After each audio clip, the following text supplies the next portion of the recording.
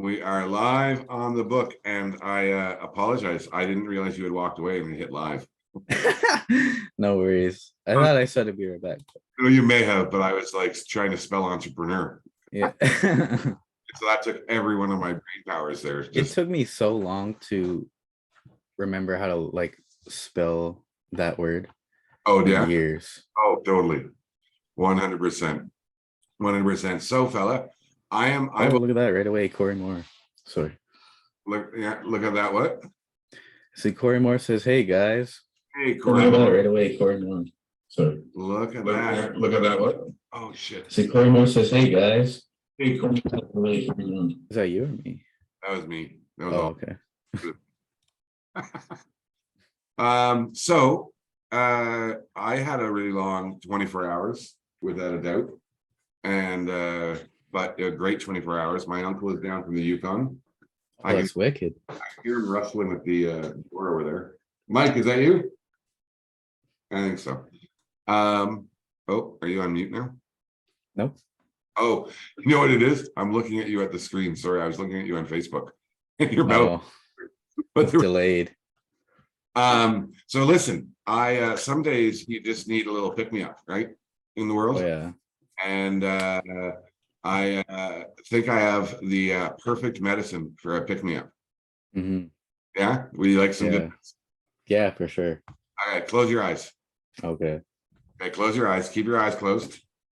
Okay, here we go. Let's go. We're going to open your eyes in 1 second. Where's all my hat? All right, on your knees, Andrew. On your knees. Sorry. So open your eyes. We have some special guests. Hey, holy man, look at that. What's up? What's good, That Bruce? is a wicked surprise. Yo, my toes almost broke hiding back there. So, How did you guys all hide there? That's crazy. I don't know. I blocked it all out already. Yeah. So for our friends at home, we have some special guests tonight who are here to join us at the start of our little adventure here. And so we're super stoked to have, where are we here? I lost them. Ah, there we go. So lots of you already know Facey McFaster here. This face is why he's single. And Andrew Stephen, also known as Drives the Common Man. Deep cut. Andrew. Hi. What's up? Again. It's been a while. It's been a minute, yeah. Yeah, I was just talking about, I don't know, you guys were doing the show, like, this is probably like a month ago or something like that.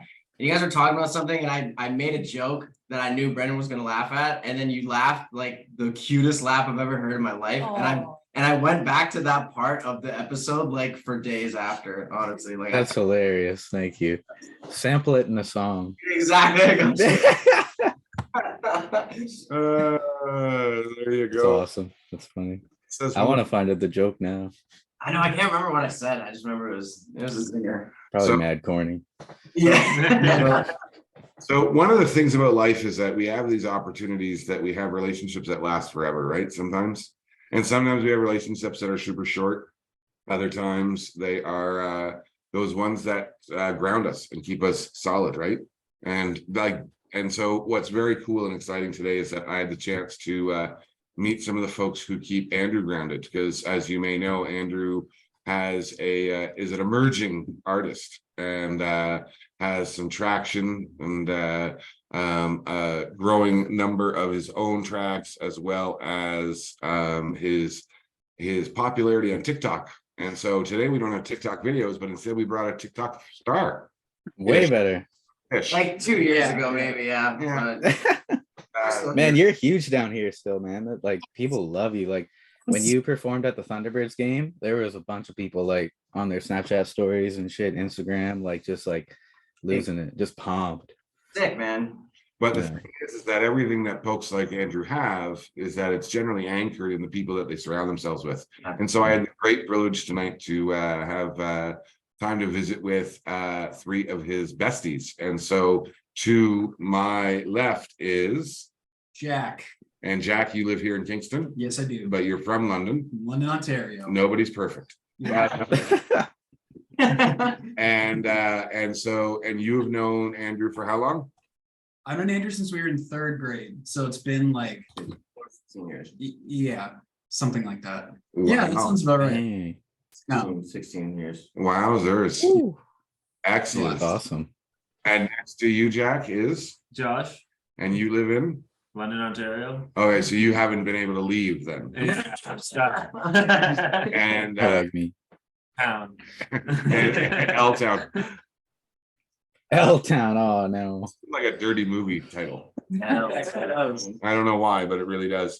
And so how long have you known Andrew? Yeah, probably the same. So you guys, all three of you met in grade 8 or No, grade 3? no, like grade they 3. met longer. Yeah. They were friends for longer, and then I came to London, and then I chilled with them. Okay, so how long have you two known each other? Probably since we were like Forever. Yeah. We grew up on the same block, so like since we were like, yeah, Like That's top? we were Yeah. toddlers. Oh, well, Day that- ones. that's awesome. Yeah, exactly. Day ones. Do you have any day one friends there in your life still, Brennan?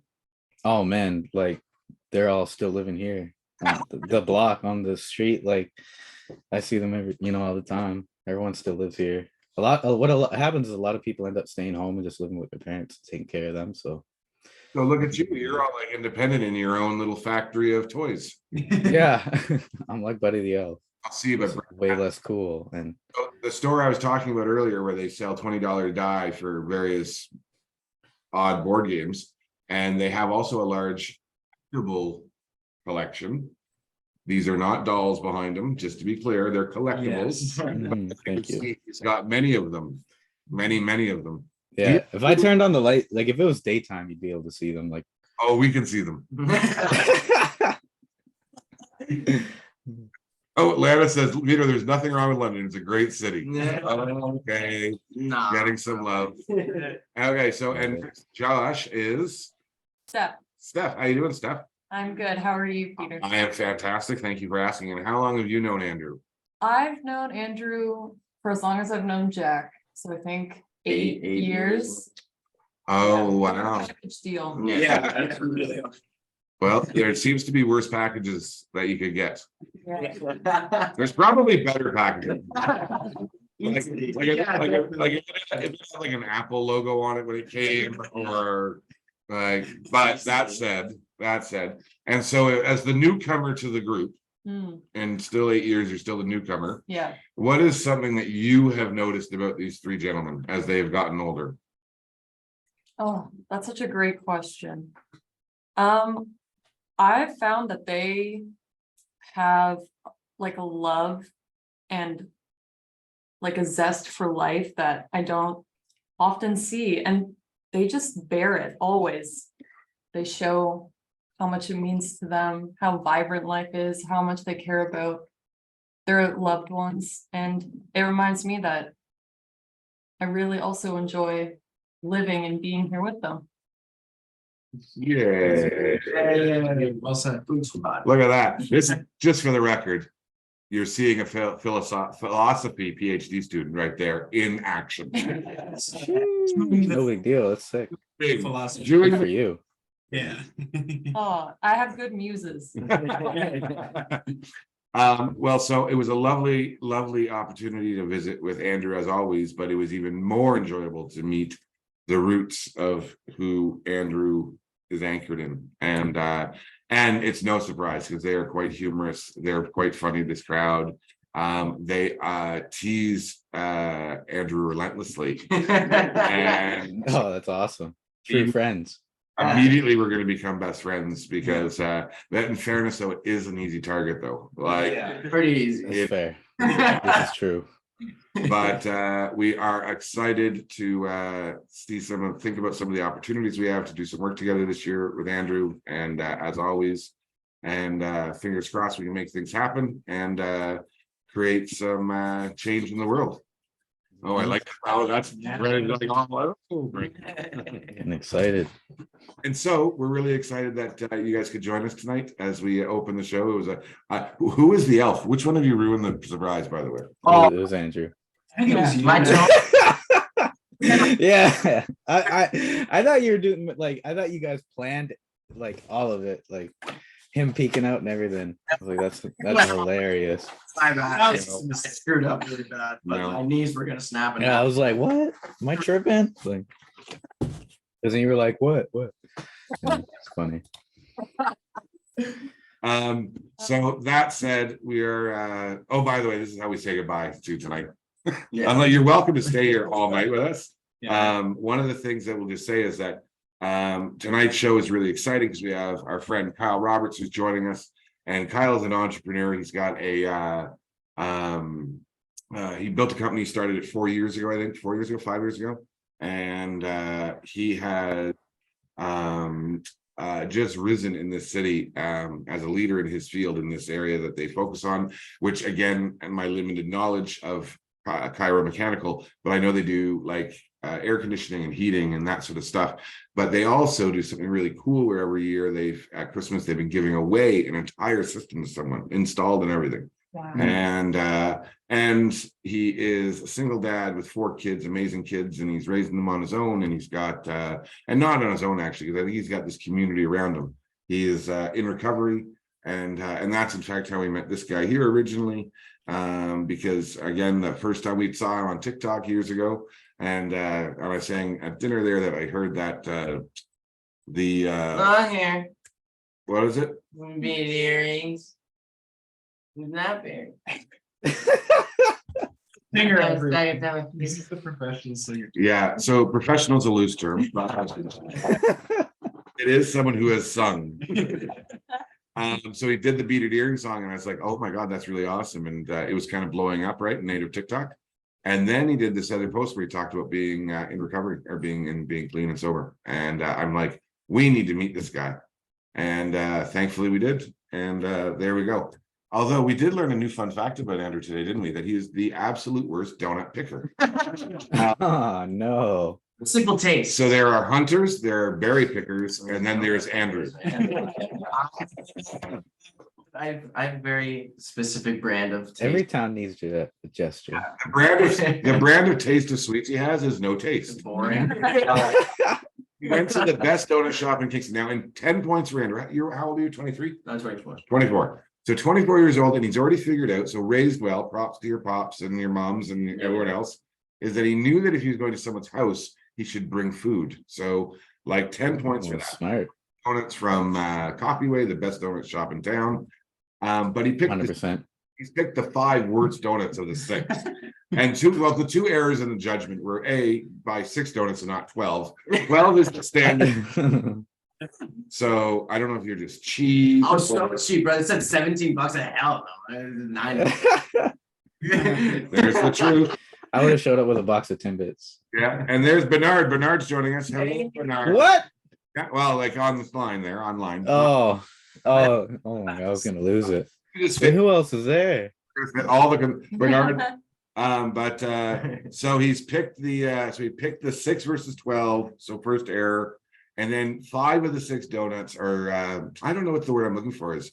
The word trash is what's coming to my mind, but vanilla. Bare minimum. Bare minimum. Yeah. Like that's bare, Like actually just like vanilla dip. Bring the bare minimum. but Old 10, fashioned. but 10, yeah, well, not yeah, like Old fashioned plain. one of them was just plain. Yo. It's good. I'm a man of simple taste. Oh, friends, 10 points for that. Just as a good rule of life, if you're going to someone's house, bring something. Doesn't matter what it is, unless of course it's 6 shitty donuts. Just pass it. That's best. Oh, and Lana. Oh, thank you for the treat. Lana got a little treat dropped off to her. Very nice. Very, very. Oh, and a gift is on. Did you drop off donuts? Oh my God. That's what you did it though. So Lana can be the judge of whether the gift that. So she got something. Was it the equivalent, Lana, of a series of plain donuts, or was it better? Yeah. I'd be happy with the plain donuts. Would you? Oh, 100%. Really? I'm also a very plain guy.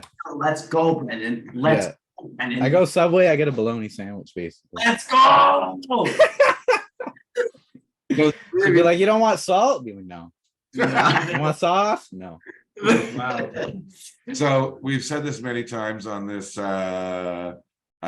Curious. show about Brennan and his favorite food, but the three of you don't know this, but Brennan's favorite food is Burger King poutine. That's Yeah. idle. Aged Yeah. poutine. Aged Yes. So it's like gelatinous and congealed. And Yeah. it would literally, it took all my will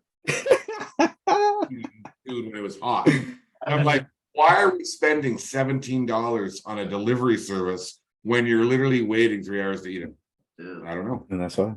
So the fact that you like plain donuts is not a surprise. And hopefully you and Andrew this summer can have all the plain donuts you want. Thank you for coming and joining us tonight. It was hopefully for Brennan, this was a nice treat and a special way to start the Oh, day. it was. Thank you so much, guys. All of you. We are oh, and Carol says we got something too so much better than a donut. What? Fighting words for Haters. Carol from Andrew. So anyways, it was lovely to have you guys here tonight, and we will see you soon. Thank you for stopping by. Of course, It was thank you for having all. us. It was an absolute Always an pleasure. honor. It was very nice to hang out and get to know you all. And Yeah, thanks so much, guys. It's nice to see you, buddy. Yeah, it's good to see you too, man. Thank you for welcoming us. Yes, thank you so much. so there we go. They're heading out. Have a good night, guys. We had a pop-up guest. Yeah, I gotta move my chair back because it's so Literally pop up. That's hilarious. so much Peter face on that screen. Goodbye, Peter. Take it. Nice to see you. We'll see you soon. I'm happy. We also got to see his tattoo, which was horrifying. What? It was very bizarre. A monkey eating a butterfly. Not. Oh, that's sick. It would not be intended, but yes. Like a cartoon monkey or like a detailed monkey? Oh, it Like was a very, chimpanzee? I think it was a baboon, maybe. Oh, I think a baboon. that's vicious.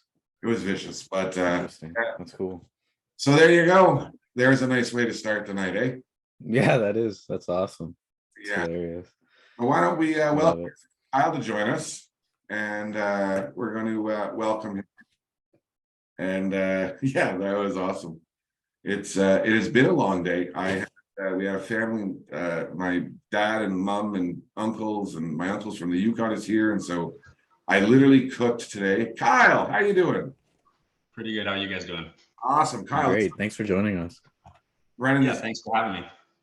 do you like brisket, Kyle? I do like brisket. Do you like Absolutely. Can you tell me what brisket is again? the beef? It's like the big piece of beef. Like meatloaf? No, not meatloaf. Like it's a kind of cut of meat, a cut of beef. Ah, It's like one big fancy meat. fancy meat. Yeah, bougie. And Council meat. so council totally. And so when I went on the smoker yesterday for this lunch today for my folks at 9 a.m, and it came off at 2:30 a.m. Ooh, Rested until 1, and it was absolute perfection. that sounds unreal. Meant that I didn't get a lot of sleep last night, and because apparently if you're gonna cook an all-night piece of meat, you've got to pay attention to it. Who knew? Kyle, this is so awesome. We talked about this. We'd ran into each other a couple months ago, and I had asked if you'd be open to joining us. And I'm really glad you've joined us. Did you see any of the stuff that we were just doing just now? Yeah, I was watching the thing up until now, and thanks for inviting me. And it's good to see you, Peter. It's nice to meet you, Brennan. I'm excited for the conversation. Yeah. So have you ever done something like this before? No, I haven't. No? Well, Awesome. us either. So hey, it works out perfectly. So we started this in 2020 in April of 2020 to talk about, create space to talk about, originally talk about just mental health and wellness, right? As you may recall, 2020 in April was kind of chaotic in the world, and a lot of people were feeling a lot of feelings. And so we started doing this every Saturday night, and we just haven't stopped. And now we still talk about mental health and wellness, and but we also talk about and share and introduce people to stories that we think are people need to hear, because we like to share like awesomeness. And we would have met, what is it, is that like 6 or 7 years ago? Yeah, it would be about 6.5 years ago that we first met. Yeah. And I have, and although we've never hung out necessarily lots, We've certainly been in the same spaces, and I have absolutely, so this is now my love letter to you, just so you know, is I've thoroughly enjoyed watching your journey and your path. And there's been ups and there's been downs and there's been challenges and there's been joyous moments. And I've loved three things about it, no pun intended. I've loved watching you as a dad. And I just think to myself, I hope other men are watching you. I hope other men are seeing what you're demonstrating and how you're demonstrating it, about how you can be a parent in such a good and caring and loving and passionate and ass-kicking and driven way. And I have thoroughly enjoyed watching the journey of your kids growing up with you as the number one change maker in their life. So that's the first thing. Like, it's continually inspiring to me, and I hope other guys are seeing it, because I think a lot of men in this world just don't know how to be fathers, don't know how to be dads, and there's lots of reasons for that. And you're helping, I think, people see how they can do that. So thank you for sharing that part of yourself in the world, because it's inspiring to me, and I'm certain that I'm not the only one. And so that's the number one thing beyond anything else. Like, I just absolutely admire that. And then secondly is that I'm also an entrepreneur and a business owner, and I've been doing this a while, and I always get excited when I see people start new things. And I will never forget the day, maybe a year ago, maybe more, in fact, I saw a billboard with your logo on it.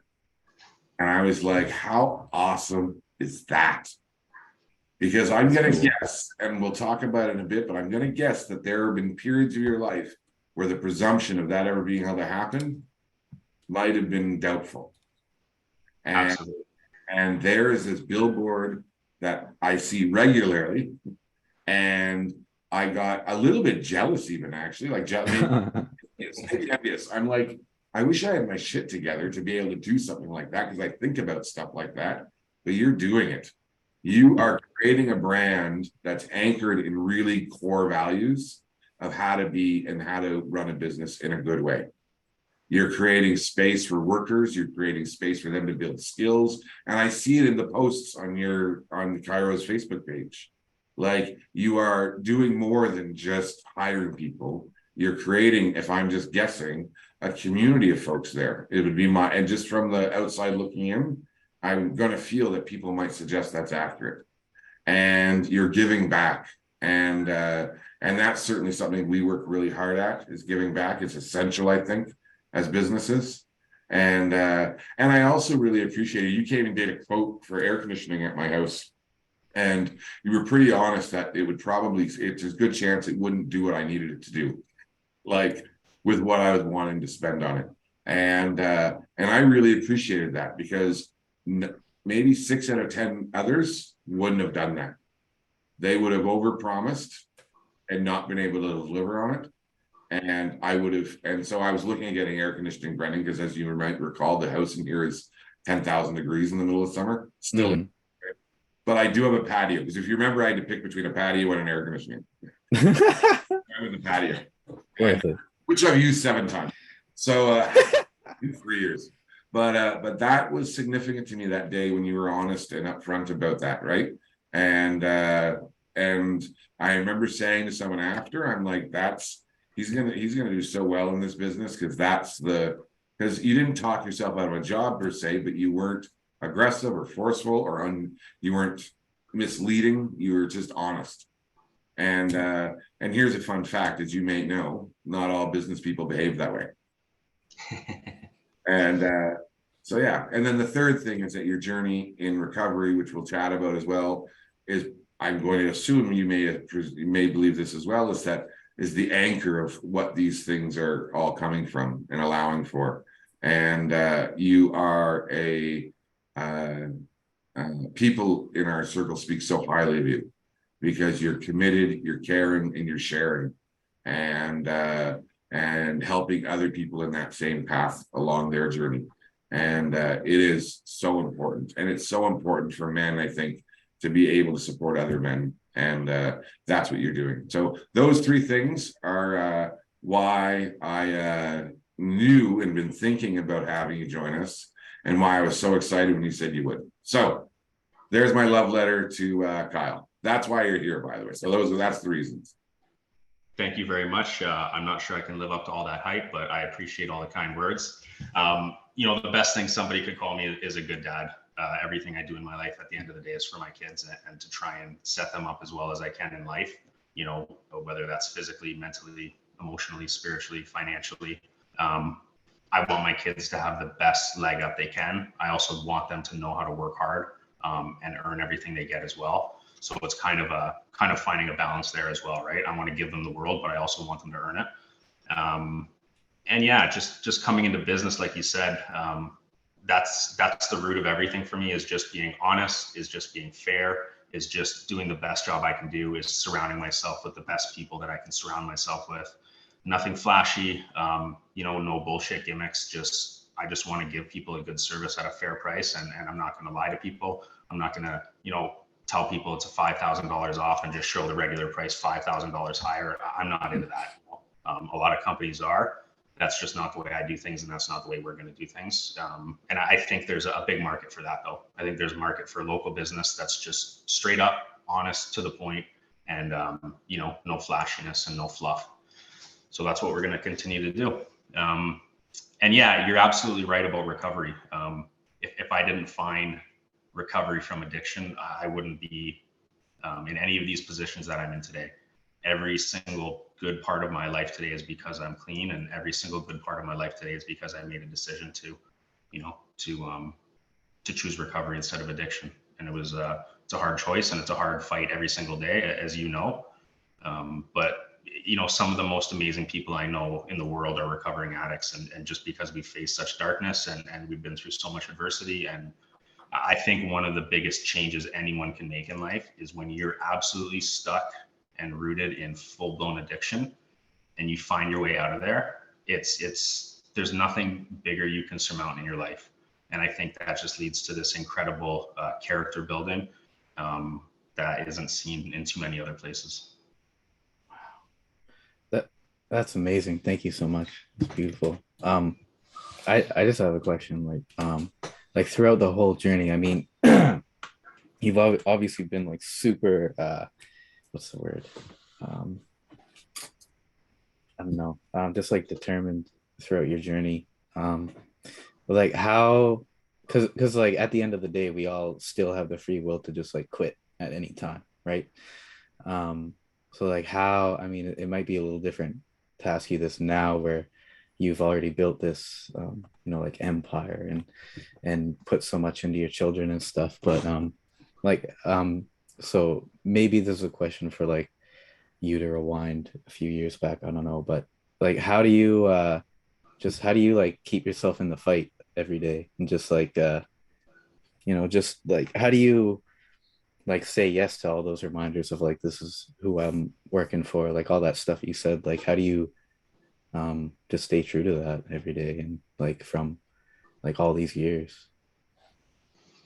I think in terms of staying on top of my recovery and not slipping back into my old ways and making bad decisions again, it's really important to never let that pain get too small that you forget about how painful it was. Wow. As soon as that pain becomes so small and becomes so far in the rearview mirror that it's you can't see it anymore, then it's going to come back, and it's going to come back with a vengeance. I think the only thing that can really spur an addict to really make changes in their life is pain.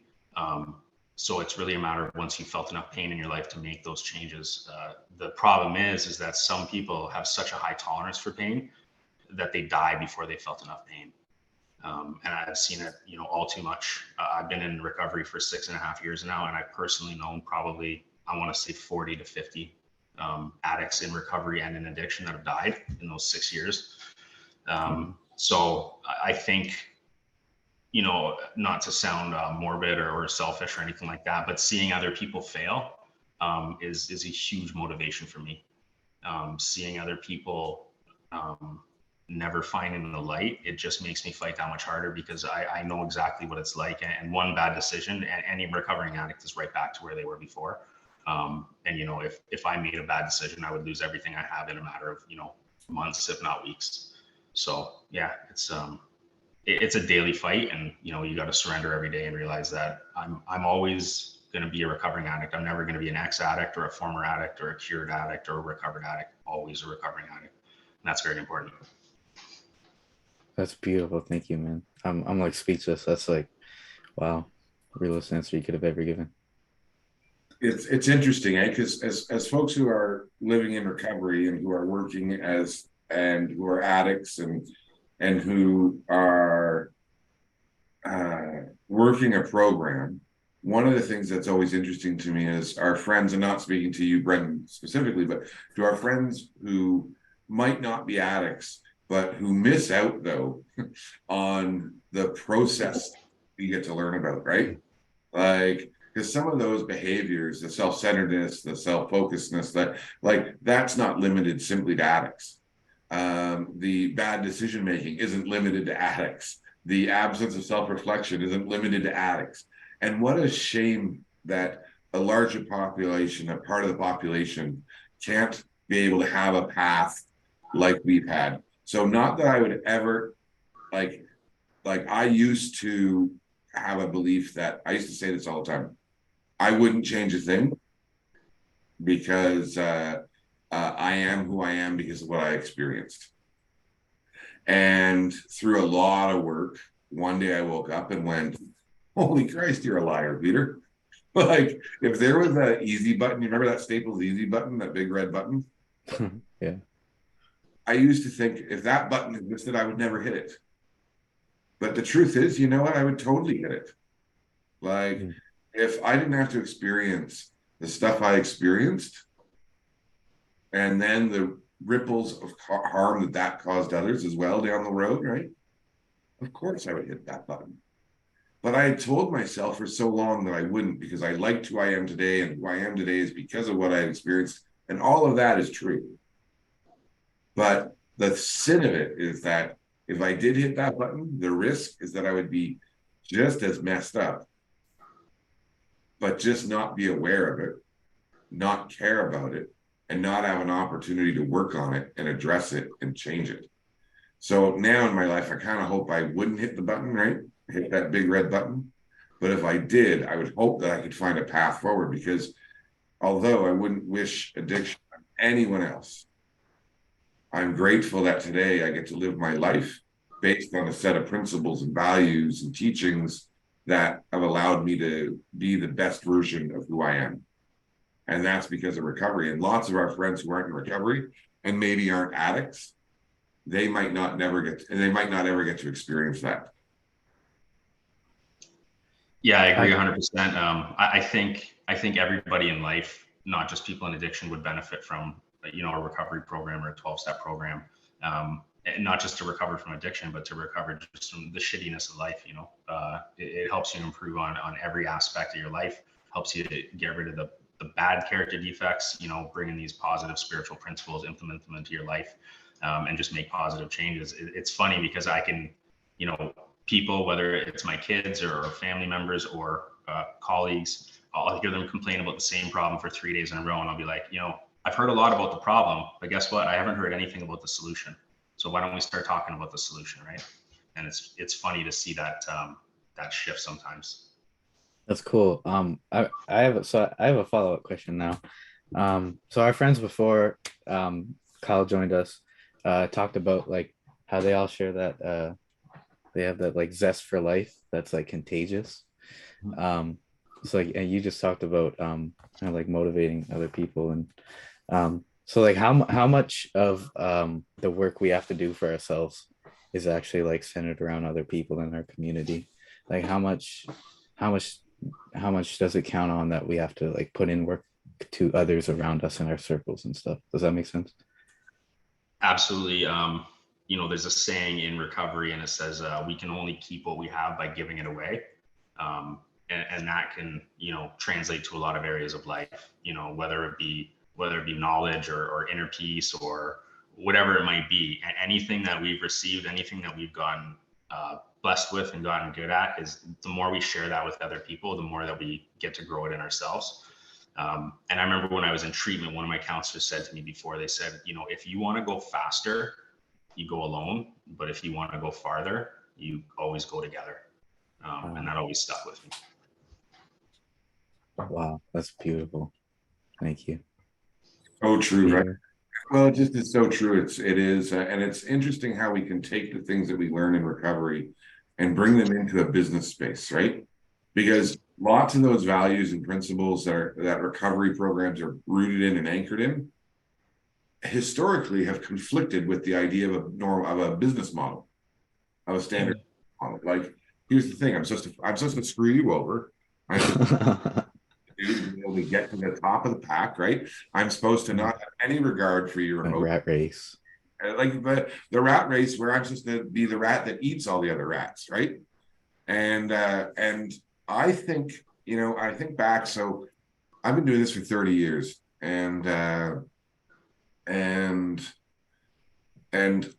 only here in the space that I'm in and the privilege I have in my life today because of everyone who's surrounded me, right? Like, that's it. Like, and a part of it is that has never been our model. Our model is to lift everyone else up, right? Andrew, who you just saw there on the show, the fellow that ruined the surprise.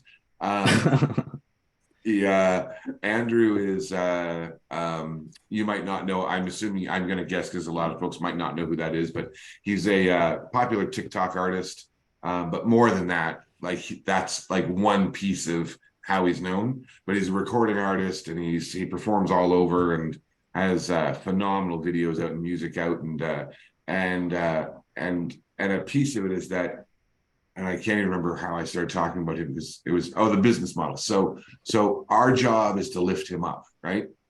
That's our job. Is that when he came to work with us, because we saw him on TikTok, we connected with him, we had him on the show, we then hired him to do a bunch of virtual shows during COVID. He was amazing, and he's really popular, like, in the native world, and it was great. And then we hired him to come and be with us at our processes, and he was magic, right? We could see it. And we lifted him up as we did everyone else, right? We lift folks up, because if that's pardon me? I said, like me. Like you, right? Like, that's the role we have is to lift folks up. And as a business, if we can lift more people up, the secret, as I've learned, is that they're going to be there to lift us up, right? So, like, and it was Simon's birthday. Simon works for us as a young lad. Was not as young anymore. He turned 25 on Thursday. And one of the gifts, we had a little drum that we gifted to him. Oh, that's awesome. To him, that he's like the heartbeat of the work we do, right? Like, and his title isn't CEO, and it's not what, but he is literally the heartbeat of the work that we do. And it's important that he knows that. And it's important that, I think, from business. So how do you go about lifting up? Because I think you do the same thing. I've seen it on your Facebook page. How do you lift up the folks that are working for you? You know, I've always been a believer in giving people opportunities. The trade I'm in, typically, for the most part, you know, you have to have some type of schooling or some type of certificates just to get your foot in the door somewhere. And what is that trade? Can you just tell us that trade? So I'm in HVAC, which is heating, ventilation, and air conditioning. So yeah, like you said before, furnaces, air conditioners, fireplaces, boilers, ductwork, exhaust fans, home comfort. So how to condition spaces and, you know, keep them cool in the summer and keep them warm in the winter and manage the humidity. So it's a combination of sub trades. You know, there's gas technician, there's a refrigeration technician, there's sheet metal worker to install the ductwork. There's a bunch of different certifications to be kind of comprehensively skilled in this space. And, you know, I've brought a couple of people in that haven't had any type of experience or any type of certificates, and I've just, you know, let them just help around the shop at first, and then go to job sites and help out a bit, and then get them signed up for apprenticeships, and, you know, just give them a career opportunity that they might not have had at other companies, because most other places wouldn't look at them if they don't already have some type of credential or experience. And I think that's really important. And, you know, some people, given those opportunities, it can just completely change the direction of their life, right? So we have one young guy in there right now, and he came to us, and same thing, just no credentials, no real work experience, and just sign him up for an apprenticeship. And he just tells me how thankful he is, and now this is, the best job he's had, and he's looking forward to starting an actual career. So that type of stuff is exciting. How did you find your way in this field? What's that story? My stepdad always told me, he said, Kyle, he said, get a trade. I didn't know what I wanted to do. I dropped out of high school when I was 16. I started working in warehouses and factories and driving forklift. And then I ended up graduating high school through night school. And my stepdad always said, get a trade, Kyle. You'll never be out of work. You'll make good money. You'll earn your money. It's a respectable job. And he was right. And speaking about my stepdad for a minute, he actually just had emergency quadruple bypass open heart surgery this past week. He's still in the hospital.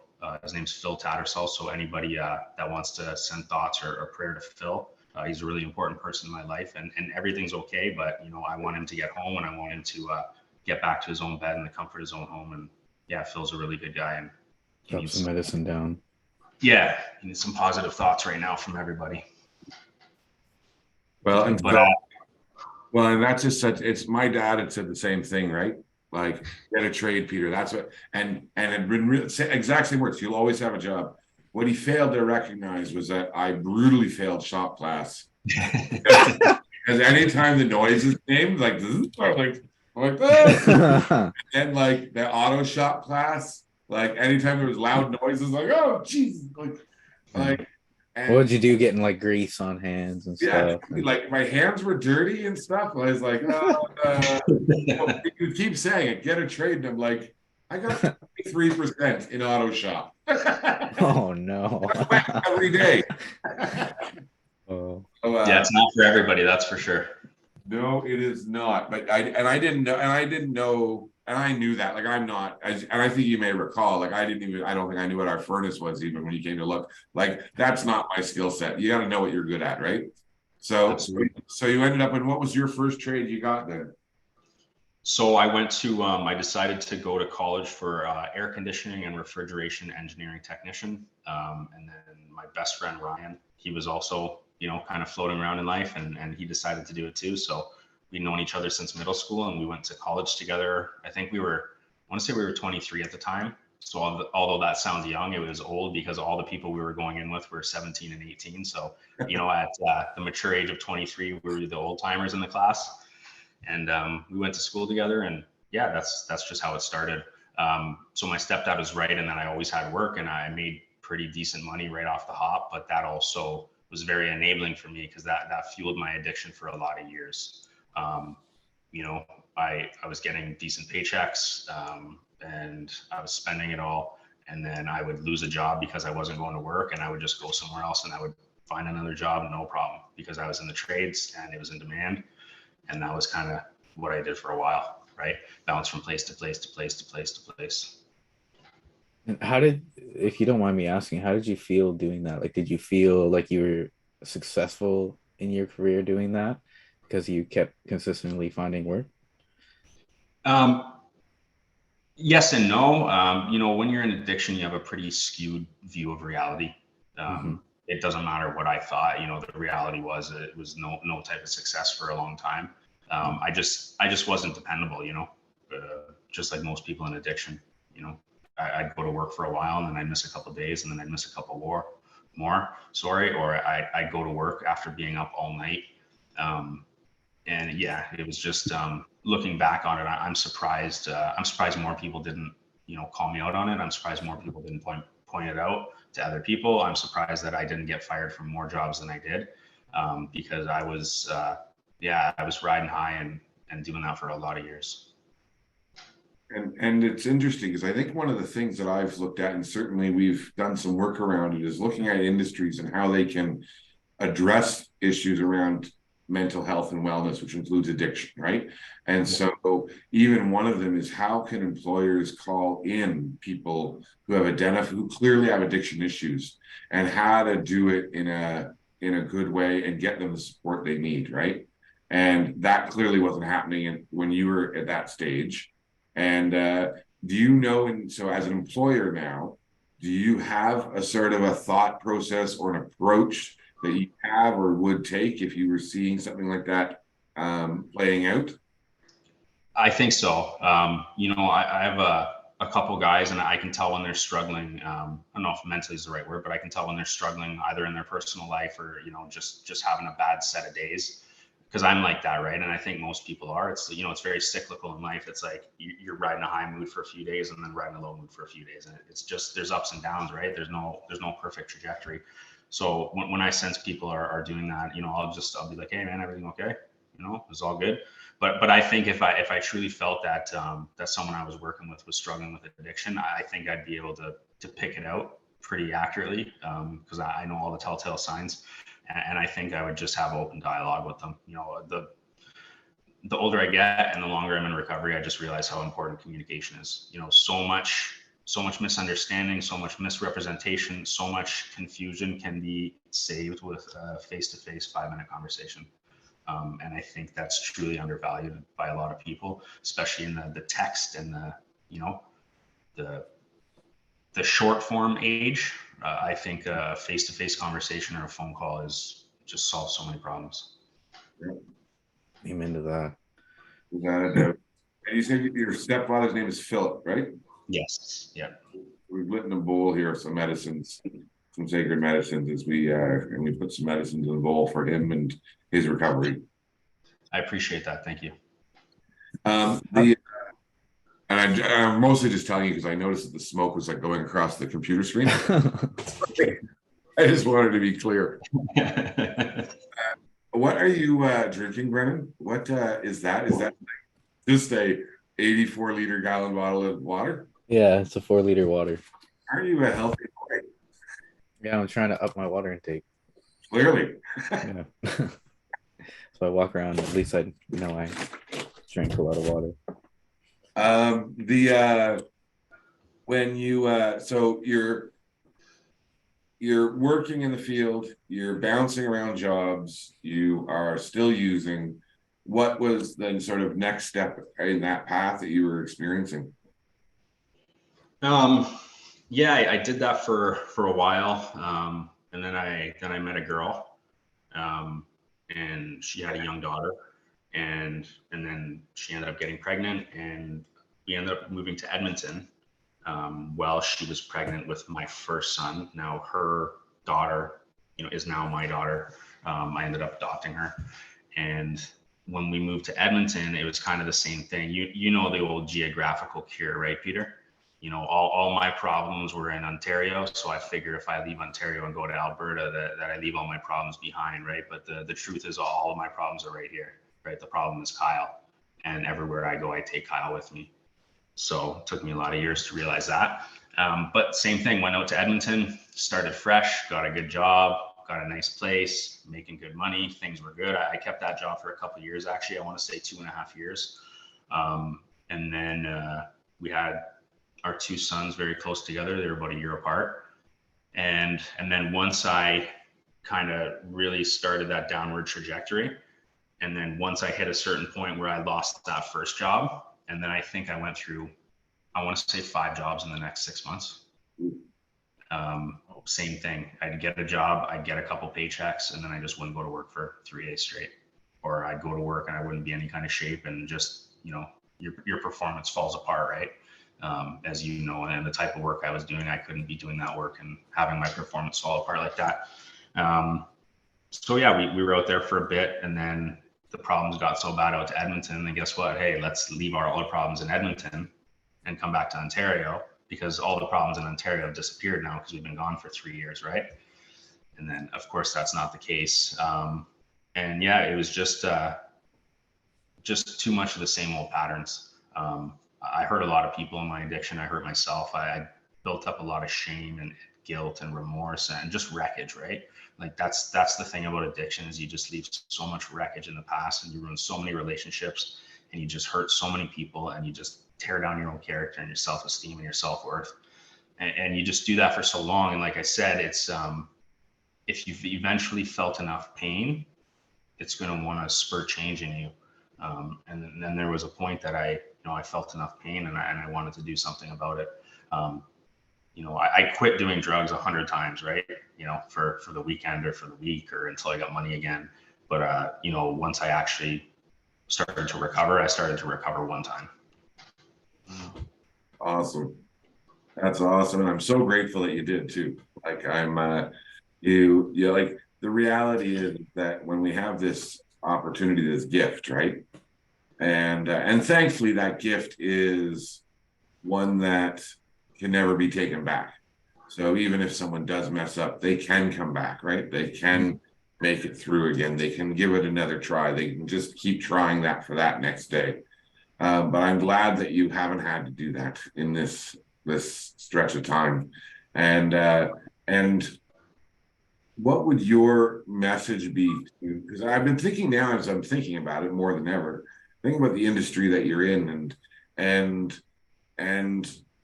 because you certainly weren't the only one in that industry to struggle with addiction.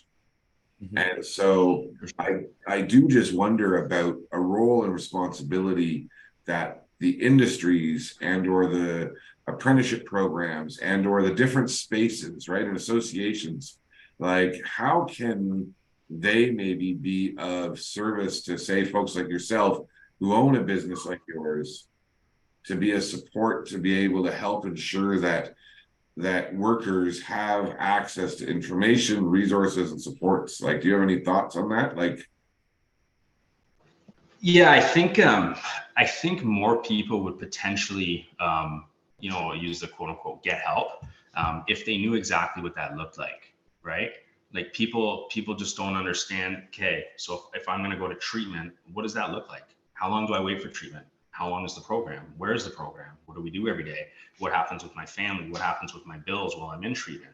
You know, I think if people had more access to very straightforward, structured information that explained all of these things, I think more people would maybe be willing to take that leap. I think the thing that keeps people from reaching out and getting help is they don't want to disturb everything, you know, even though what they're living probably should be disturbed in order to make it all better. I think people just are afraid to go away for any period of time, or, you know, they're just afraid to make any absolute big changes in their life, even though those changes are necessary to potentially save their life. yeah, and I just think about it because in our work, we do a lot of work focused on healing, right? That's a big chunk of the work we do, and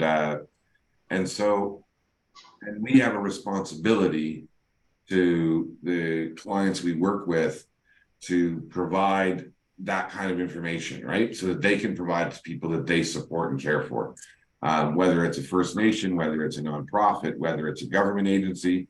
And so I'm just wondering how many other industries don't have those spaces, right? Like if you're in the RCMP or the armed forces or you work in nursing, the reality is you have like EPA, right? You've got this like employment, like benefit, or like benefits, and they've got spaces and places that can provide those resources. But I'm wondering about those trades, and we do some work with some unions and such, and I just wonder if there's not a path that maybe hasn't, and maybe it has been walked, and I don't know, and I just, because I don't know. But if not, maybe there's this path that could be forged that would allow for small businesses like yours, right? That maybe EPA, like those employment, what does that stand for? EAP, Employee Assistance Program. There you go. Thank you. So that's what it is. I knew it didn't seem right in my head. So maybe smaller shops that might not have that, right? Maybe there are there access to those things like through a union or? So it's funny you say that. I just reached a point in my company where I'm able to provide health benefits for all my workers. We just got that implemented in January. So, you know, kind of just further legitimizes us as, you know, a real business and a real place where maybe some of the top guys in the industry want to come work. We also started RRSP contribution matching for our employees, and just trying to, you know, if we want the best people, we've got to offer the best package. So that's just a couple months old in 2023. So we now have, through our benefits and employee assistance program, that offers stuff like counseling and mental health awareness and resources and helplines, and counseling is paid for up to a certain amount per year. But yeah, like you said, some of these smaller businesses that might not have that stuff implemented, I think they'd be kind of limited to whatever free resources are just available in the community and online. But I think it might be helpful, you know, if someone took the initiative to put something together and say, you know, here's a concise spot where you can access all of this stuff, and you know, what are you struggling with? And then there's kind of a flow chart to, you know, a way to get help for that. When I finally got clean, I was working for one of the biggest HVAC companies in Canada, one of the big corporations. And I remember I was just struggling for years, and I'd been with them for a while. And one morning, I was supposed to go to work at 11 in the morning. I was working 11 to 7 shift. And, you know, the famous lie we tell ourselves when we're in addiction is, I'm just going to do one, right? I'm just going to do one. 8 o'clock in the morning, I'll be fine. By 10:30, I'll go into work. And then, you know, it never works out that way. And I remember one of the scariest things I ever did, and turns out that be one of the best things I ever did, is I took my work phone and I typed up an email to the 3 big bosses at my company. And I said, hey guys, I'm a drug addict and I need help. And I went like this, and I hovered over my phone for a second, and I hit send, and I just went, what did I just do? And they called me immediately, and they said, first thing they said, all right, Kyle, well, where's the work vehicle? We're gonna come grab that from you. and they did, but you know what? From that moment forward, I got help. You know, and they were great about it, and companies are legally obligated to, you know, to be accommodating for stuff like that, as they should be. But as soon as that happened, you know, everything was on pause for work. They had someone from the employee assistance program call me, connect me with a counselor in the area, and just point me in the right direction. But like you said, there's a lot of places that don't have that stuff. And I think maybe, you know, someone or some type of organization should maybe work towards, you know, helping people access that information. But what's super exciting is that you've now created a new space where that can happen for someone else one day.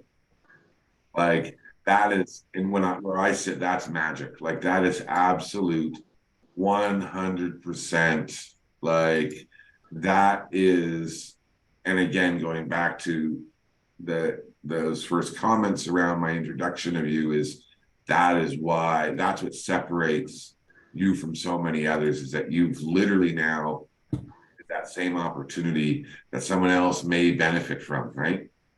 And the fact that you're creating that culture in your like work community and your business, and then people that come through that community are gonna like walk away with that. That's super impactful. Yeah, and it's Yeah, sorry, Peter, you cut out. Go ahead. I was gonna say, especially in the trades, like you know, I have a lot of friends in the trades, and you hear that all the time, especially around here in Nova Scotia. People always talking about going out west and stuff and going into trades, but you barely hear people talking about, you know, the addiction side or like the mental health side, and like people are always just talking about like the money out there and stuff, but nobody's ever talking about that stuff. So I appreciate it. Thank you. because I think one of the keys about it is that, I don't know if you can see that image, but the reality is that by building a business, Kyle, that's brought you to a place where you have this incredible resource for your employees, is that it's not even just about your employees, it's actually about their children and their grandchildren, who are actually going to benefit. So by you having a vision to create this company, Kyro Mechanical, and have a set of values, which has allowed you to become successful because those values matter, you're literally creating intergenerational change. Like, That's crazy. And you might not ever meet the person who will be the greatest beneficiary of that, right? Like, and that's amazing. And so that's the beauty. That's what I love about being in business, right? Like, we get to do this kind of thing. Like, we get to do these things where we can support people and, again, lift them up, right? And those people are benefiting from that, obviously, but so are we. Because here's a fun fact: you make money off all your crew, right? As do I. Like, it's every time folks work for us, we make money. Like, that's And there's nothing wrong with that. Like, I love money, just so you know, Kyle. Like, I am, Andrew walked into the house and the food was on. And he's like, man, you're so bougie. And I'm like, totally. A total bougie native. And I love it because here's the thing about being a bougie native is that I want our young people to see that we can live this life, right? Like, we're like, I'll keep introducing Brennan to what did you call it? Fancy meat? Fancy meat, yeah. Brisket. The brisket. Because not everything has to be bologna at Subway. Although bologna at Subway is Brennan's favorite Subway sandwich, but that's the kind of the messaging that I keep thinking of, right? Like, it's about changing this narrative but we'll never see the results like of how that plays out in other spaces, but it's because of that. So that's why I just wanted to say to you, like, I think that's magic. Like, Yeah, I just want to add on to that too. Like, just even little things like me like living with you, like having all the art, like you telling me about all the art in your place and how you collect it and how you change it out every once in a while, and then like being able to tell me about all these different artists and stuff like that, like just that alone did so much in my brain. Like it's like changed, just really changed how I look about just like creating your own space and like just like changed how, like that little thing changed how I look at wealth. It's a very weird way because I've always been surrounded, like I've always seen it and stuff, and like our houses always have like big family family pictures and stuff, but yeah, like that was just different. It's cool. well, we get to lift up artists. I don't think you've ever been to my house, Kyle, but I have a large collection of art that lots of it's been gifted and lots of it's been bought, and it's an opportunity to lift up Indigenous artists, right? Like, it's a privilege that I have, that I can do that, and it's a privilege when people gift me pieces, right? Like, it is like, I'm humbled that my walls are filled with people's stories. Like I And never thought I would like to live that way until after living with you and then moving back, and then I started getting like art and stuff, and it has such a positive impact on me every day just having it around. Like, yeah, sorry to cut you off again, but yeah, no, but now that you little got stuff. Mi'kmaq art, right? You got Mi'kmaq art, and that's Yeah, supporting Mi'kmaq artists and your own people, and like, so yeah. Do you collect anything, Kyle? Um, I used to be a big collector of comic books, sports cards, nice, um, nice. things like that. As I'm older, I invest into different things. I wouldn't say I collect any specific physical type of thing at the moment, but Do you have any comics still? I do. I have lots of comics. Let's hear it. I Let's haven't hear bought it. a comic in probably 25 years, but I have lots of comics. Oh man, that's cool.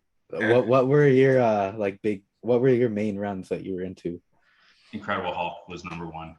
That's cool. I was a huge Hulk guy. Early X-Men stuff. I was always Marvel. I dabbled in a little bit of DC, but I was myself and my brothers and my sister were big. So you haven't like read any of the new like Hulk runs or DC stuff? No, Dark Knight's I've Metal. been Oh man, very far removed from it. But in terms wow. of things that I would collect like that, yeah, I'm a very big tool guy now. I guess you could say tools, and namely Milwaukee Power Tools. I have so many of it way more than I'll ever need in my life. That's funny. But I enjoy buying a new tool and using it, and then I can let my guys use it or put it in the shop or whatever. So My dad loves tools. That's what I always get him for gifts. yeah. Really? Your dad does? Yeah, yeah, he's super handy, man. Really? Yeah, like you've been to our house, right? Yeah. Like the big step in the back and stuff. He's like built all that stuff himself. Really? Oh yeah, Fun whole fact. shebang. Yeah, he probably built a house by himself, straight up. I built nothing. Of that nature. But You've built a lot. it is so, and that, if you don't mind me asking, just then now I'm totally curious. You said 25 years with no comics. So how old are you now, Kyle? I'm 39. I just turned 39. Yeah. Gotta get back into it, man. Yeah. Well, if you can see, I might have. you immediately had a new friend in Brennan, because if you can see behind, Yeah. I think his wall is covered in. Is that Marvel and DC. This whole top shelf right here is all DC multiverse. Is it? Yeah, like a lot of different Batmans and stuff. That's awesome. I'm a huge Batman guy. I This, love. this is his paycheck behind you. Yeah, legit. Yeah, this is my addiction.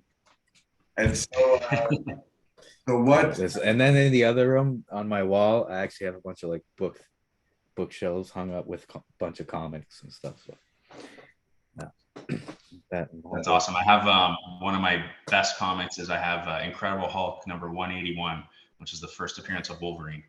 That's crazy. but- That's a very expensive comic. So it is, but the problem is whoever originally had this comic, on one of the pages, there's like a Marvel's collector stamp, collect all 5 or whatever, and it's cut out of the comic on one of the pages. No. Yeah, other than that, the comic's in excellent condition, but I have that one sitting downstairs with the collector stamp cut out by the fool that owned it first. That's so cool. That's crazy. Knowing nothing about this, and now I actually have to be very honest, because you have 4 kids, right? Yes. So I'm pretty impressed, because most times when we talk about comics, it's with men with no children. And This gives me hope. like not only no children, but generally no opportunity to be making children. But so this is very exciting news that there is hope for the comic collector. So that comic in question, just out of curiosity, because I know nothing about such things. So what do you think the value of that comic would have been if that stamp was there versus what do you think it could be without it? Brandon would have a better idea, but if it did not have that stamp cut out, it's thousands of dollars, and with it cut out, it's hundreds of dollars. Really? Wow. Yeah, But probably I don't know the exact tens of number. Again, thousands. Brandon versus might have a better hundreds. idea. Yeah, probably like, I don't know. If it's still in good condition, you probably get like near $1,000 for it if you can get it graded and stuff. But like, yeah, And all, without the sticker, it's like tens of thousands of dollars, probably. geez Louise, and all because the Wolverine guy started his gig there. Yeah, it's his very first appearance of him ever in any comic. I used to like Archie. I liked Archie comics. That's cool. They have a lot of crossovers with Ninja Turtles and Batman and stuff. I didn't. There's some Archie comics that are actually worth a lot. I haven't watched that Riverdale because it seems a little weird and it doesn't seem like they're going to the Sugar Shack and dancing. I haven't watched it either. There's this old ice cream shop near my res. It's like 5 minutes down the road, and they have the walls are like, it's like a real old school place, and they have the walls just covered in Archie comics. So every time I went there as a kid, I would read Archie comics. That's where I would read them. Yeah, I think that was the only comic I ever read was Archie comics. I'm certain of it. I don't think I like, and it's funny, my brother would have read the other ones, I'm sure. And but even graphic novels, I've tried to read them and I just can't, like, just not my thing. But Kyle, so you've got 4 kids, and so what is it that if you are able to if you were able to have a vision for what they are, for their path forward, because it's, I think for folks who are in recovery, the immediate obviously answer is we don't want them to experience what we experienced. And so how, like, what is your hope that they're able to have a path on their path that might prevent them from having these sort of shared experiences? Yeah, first off, I just want to say, Savannah, Wyatt, Ryler, Braylon, I love you very much. I know Savannah's watching right now. I don't know if any of the other kids are, but those kids mean everything to me, and they know that. And they're the biggest reason why I'm here today and why I got better. And yeah, they keep me driving to do better. So, I think recovering out loud is important. You had asked me just out of respect before we came on here, you said, are we okay to talk about your recovery, which I think is a very valid question.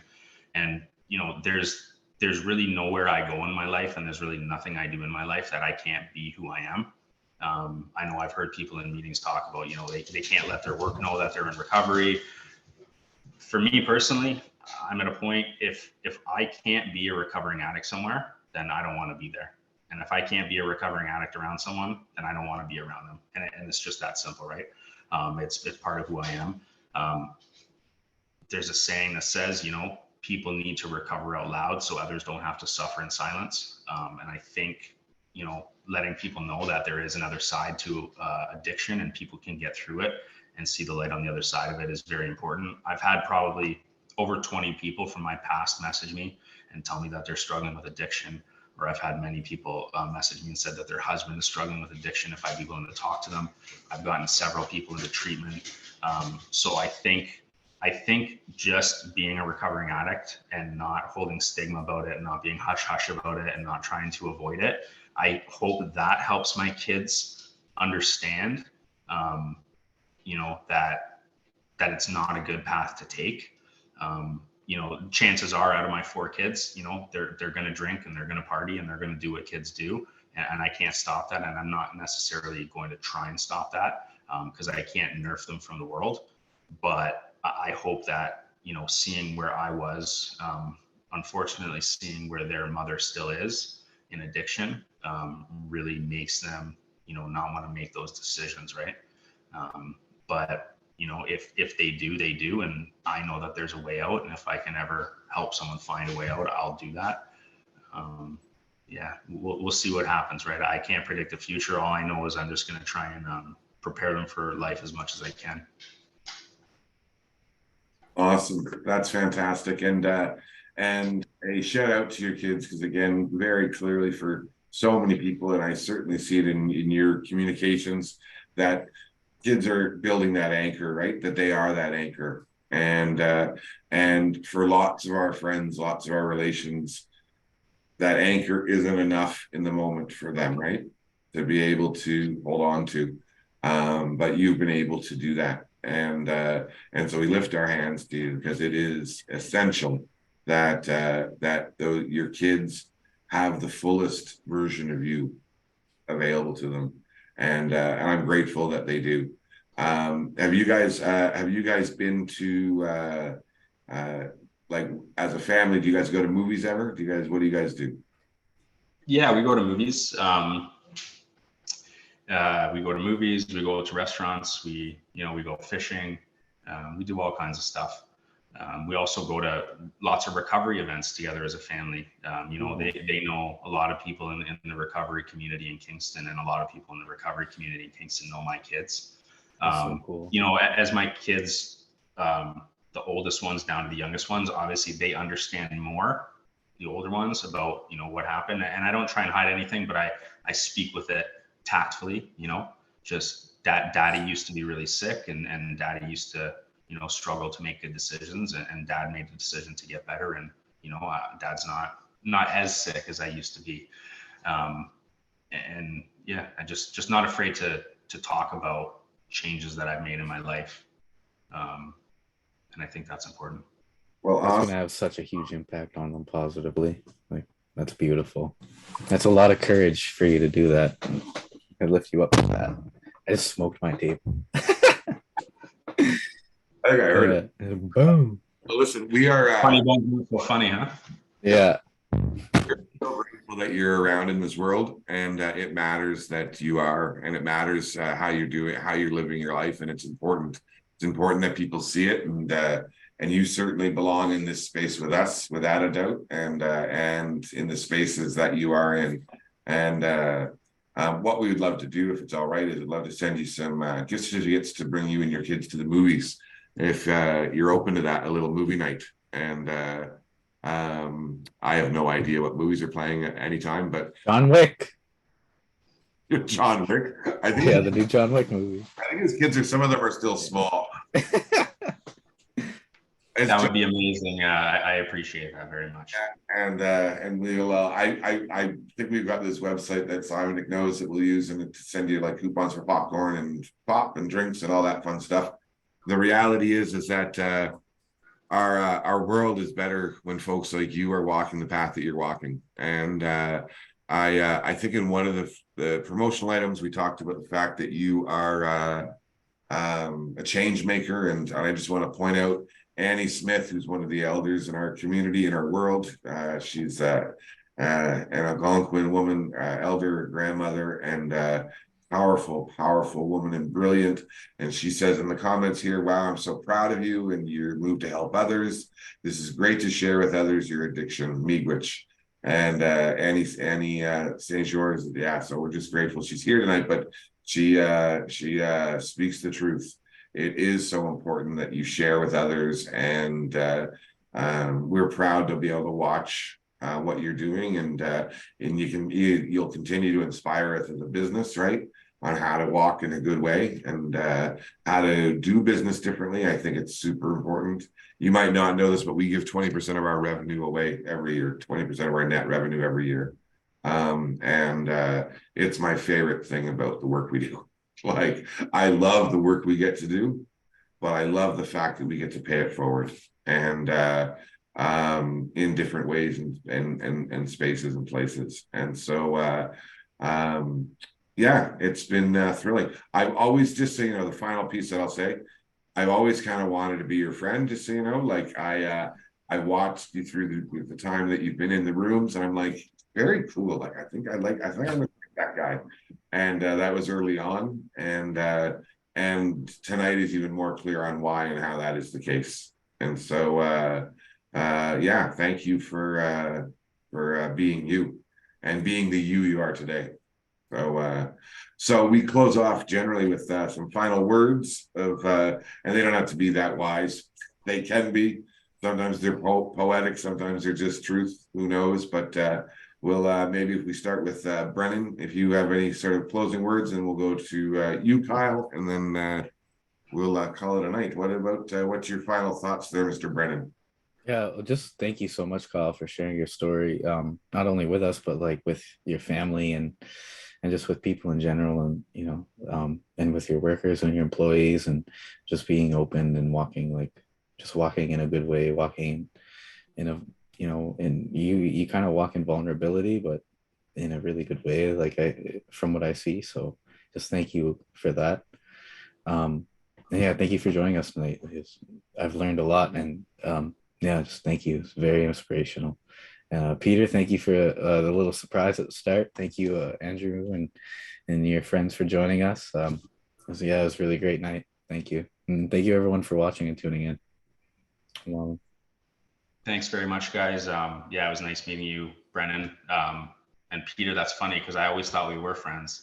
But I get what you're saying, to spend some time together, outside of recovery and outside of things like that. I absolutely would be open to that. Yeah, I've had a really good time talking to you guys tonight. I think what you guys are doing is very important and very meaningful. So thank you for that. Keep doing it.